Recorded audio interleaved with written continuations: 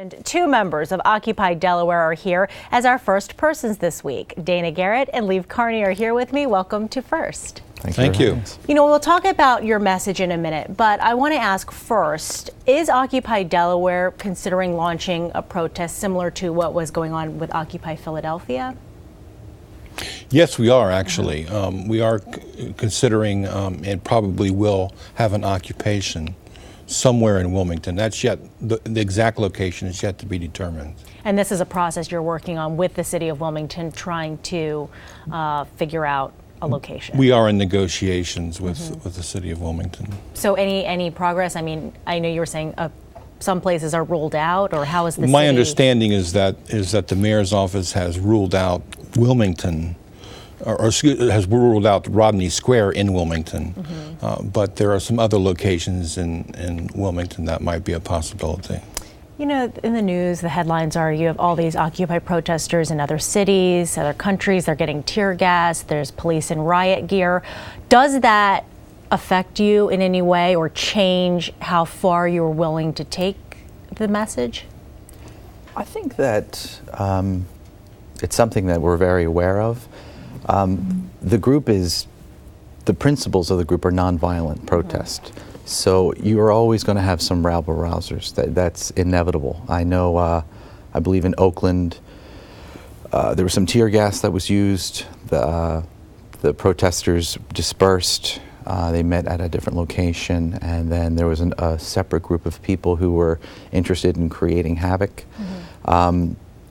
From going to the General Assemblies and just meeting with various people, there's really no nefarious intention here. It's really a grassroots movement that is primarily leaderless. It's really a coalition, but from the vibe that I get from the meetings and meeting different people, it really is just about non-violent protest, and that is something that is attractive to me.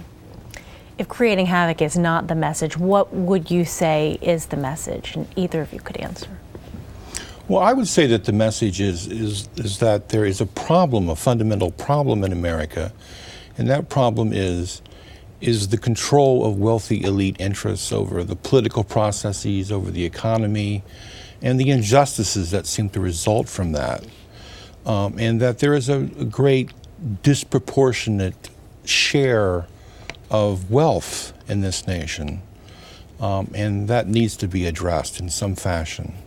Yeah. And also, because it's a coalition of different people that do have different interests, although the economic focus is primary, there's other interests. When I went to the rally at Rodney Square, for example, I just interviewed some people and just asking them, why are you here? You know, what is this movement to you? There was social justice that was brought up. There was environmentalism.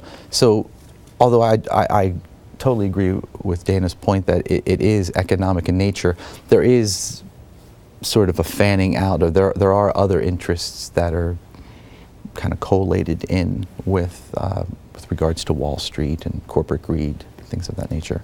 Well, then what of the criticisms that say, you know, the message is a little unfocused because there are so many agendas out there, with the economy being the biggest, but with all of the other offshoots, how do you respond to criticisms? Well, my response would be that the fact that there are a lot of voices who have sort of the same general complaint, they might have different solutions that they would offer, is an indication of how democratic this process is, how all-inclusive it is, that it can bring in people from different points of view, but who have the same sort of general concerns. On the economic front, though, what are you calling on people to do? I mean, are there solutions that people can kind of start doing on their own now to have their voices be heard? I'm not sure if it's leaving the banks or the big banks or... Well, that's scheduled for November 5th, I believe. There are a lot of different things that people can do, but mainly just having the awareness of what's going on to the country. Through deregulation of the economic system, that has brought us to where we're at. And that started in the late 70s and the early 80s. And you know, I came of age, you know, I grew up in the 80s, you know, when Ronald Reagan was president, so I wasn't politically aware of what was happening. And it wasn't until, I would say, the late 1990s, early 2000s, when I started to get more of a political understanding of what was happening with regards to deregulation of Wall Street, of the banking institutions, where you had banks and lending institutions that were once sort of two separate entities. That wall was knocked down and then they became one. So, and that's kind of what led to the economic meltdown in Southeast Asia. That's what led to the meltdown here in 2008 as well. Would you say Occupy Delaware's approach is similar to Occupy Philadelphia and Occupy Wall Street, or is it different in some way? Yeah, I would say it's similar. There are some unique features. Some of the Occupy movements don't, for example, haven't issued a list of demands. There is a demands committee that is considering possible positions, taking some various possible positions in Occupy Delaware, but that's still a matter of some discussion. So there are some unique avenues that we're taking, but we are generally in line with those movements. You know, we are sitting in Wilmington in corporate America. We are surrounded by all these corporations. Is your group targeting any corporation in particular, or is it not really about that and it's just bringing awareness? I haven't heard anything, any particular company or corporation that was targeted, but being the corporate center or the heartbeat of America in Wilmington, Delaware, where just about, I think, 80% of Fortune 500 companies are incorporated. It gives us a unique position because of the location-wise with New York, with DC, but also with regards to just the location of Wilmington. I mean, all around us there's banks. So it was, which was interesting about the rally that happened at Rodney Square on Saturday. As people were protesting and marching around Rodney Square, you look and there's Wilmington Trust, you know, and there's another bank here and there's another bank there. So I don't think that there's any particular bank that is in our sights. I don't think there's anything that we're trying to do that is going to harm any of the corporations, because we're not against corporations making a dollar or making a profit. It's just when that whole profit margin is so skewed that, you know, you have various CEOs making 450 times more than the average worker.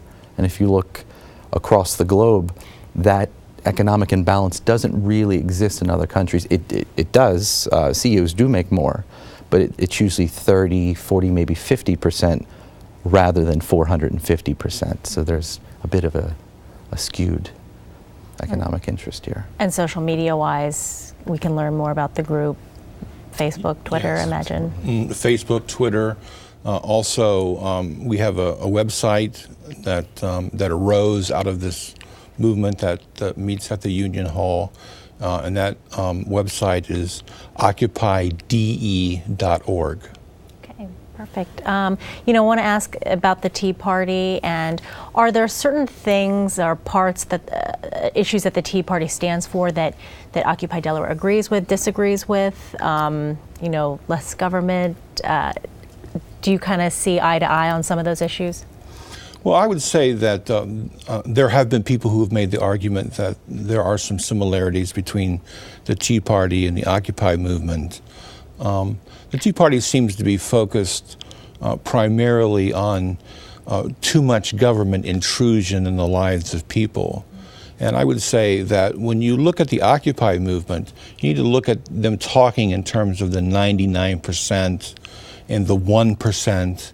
And I would say that the focus isn't so much on government intrusion, but on disproportionate incomes, high unemployment, underemployment, low wages, things of that nature. So So there is a general shared frustration with the way the system works, but the locus of concern is slightly different, in my view. That's my view.